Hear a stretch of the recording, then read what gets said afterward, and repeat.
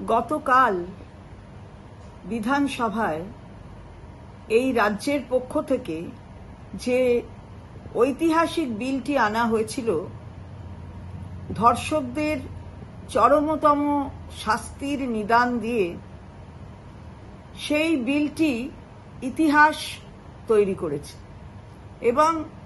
তাকে অনুসরণ করে বিভিন্ন রাজ্য থেকেও এই বিলের মতন বিল আনবার চিন্তা ভাবনা করা হচ্ছে। আমরা তার প্রমাণ দেখি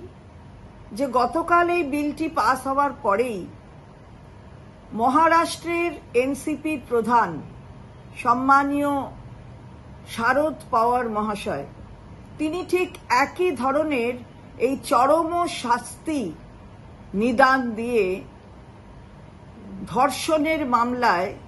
বিল আনার ইচ্ছা প্রকাশ করেছেন এবং বিল যাতে আনা হয় সেই কথা বলেছেন।